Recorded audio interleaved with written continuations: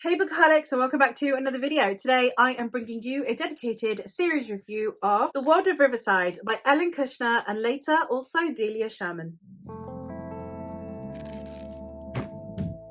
The World of Riverside is a series of companion novels which consists of Sword Point, The Privilege of the Sword, and The Fall of Kings.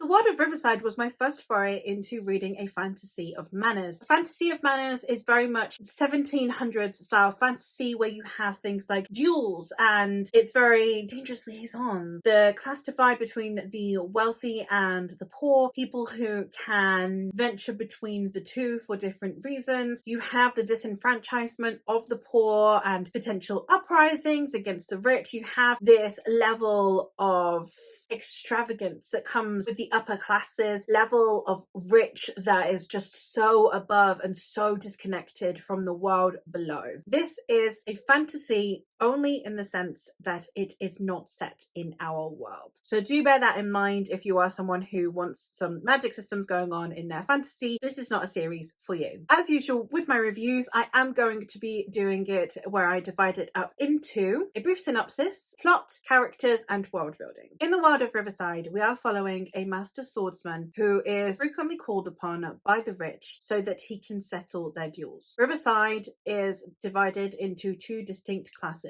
We have the upside, which is where all of the elite live with their fancy and privileged lifestyle, and they have very little connection with the world below. However, in the underpart of the city, we have the poorer section of society, which feels almost very Victorian in the sense of you have these dirty streets, you have slums, you have people that are beggars, you have counting coins to be able to afford your next meal, you have people living in a tiny room in an inn as their permanent residence, and you have thieves, you have murder, you have this much more grimy and survival of the fittest nature going on amongst the poorer classes. This swordsman, however, is one of the wealthier people within the lower class, as he is called upon by the rich to settle their duels. They are not going to be settling their own duels. Their lives are far too valuable. So for either entertainment purposes or for the sake of settling a literal duel because of a dispute, he will be called upon as a champion. The story goes so much further than that. The stories are actually companion novels, which means that they don't follow the same protagonists. They have overlapping characters. And also, we are following different time periods. We are following them certain generations further down the line.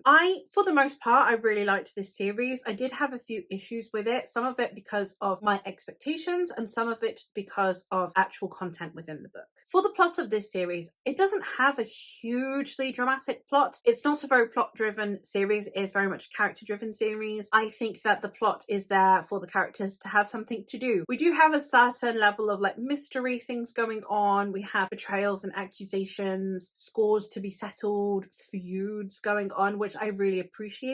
It does again feel very dangerous liaisons. You know, you have just people that are too rich and too bored and they're messing each other around. You have people making grabs for power. You have people wanting to control other people's lives. It's very interesting in that sense. As I said, it is a fantasy of manners, so there isn't really any magical elements driven into the plot. It is just surrounding these people and their levels of privilege or lack of, and how that relates in a sociological sense. It's not a plot-driven story, so if you are a plot-driven reader, I don't think that this is going to be the series for you. It's a very acquired taste, especially within the fantasy genre, but I really appreciated reading a different kind of fantasy. If you're looking for something that is different and isn't just going to read like every other fantasy, you've not just got these medieval European castles going on, I would recommend, because it does have a very unique vibe to it. It also has a very unique writing style to it, which I would also highly recommend. As to the characters, I didn't get overly attached to any of them, but I was very interested in all of them. I found them all incredibly curious characters, and they were all people that I was just happy to observe. I think one of my biggest downfalls for this series, aside from my own expectations, was that sometimes the characters that overlap from book to book didn't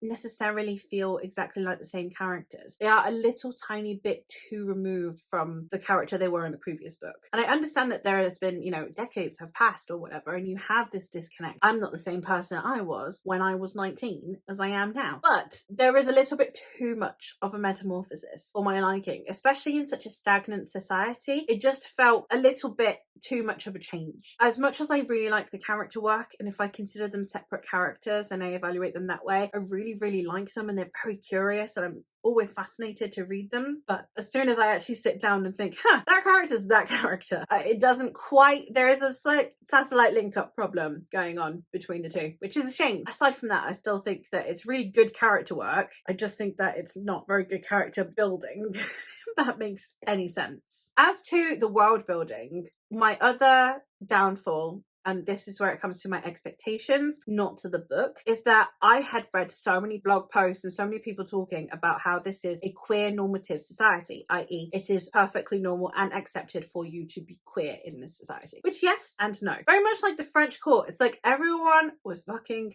everyone. Yes. Could you marry a man if you're a man? No, you could not. You're not going to face any real consequences. They're too rich, they're too privileged to be facing any consequences for anything, unless someone's slightly richer and slightly more privileged than you really wants to screw you over. You're not going to face any consequences being a man sleeping with a man. But that's not the same as it being a queer normative society. Everyone knows these two people might be shagging each other. Fantastic. But that doesn't make it a queer normative society. So yes and no. Like, there are no consequences for queerness necessarily, and that's cool.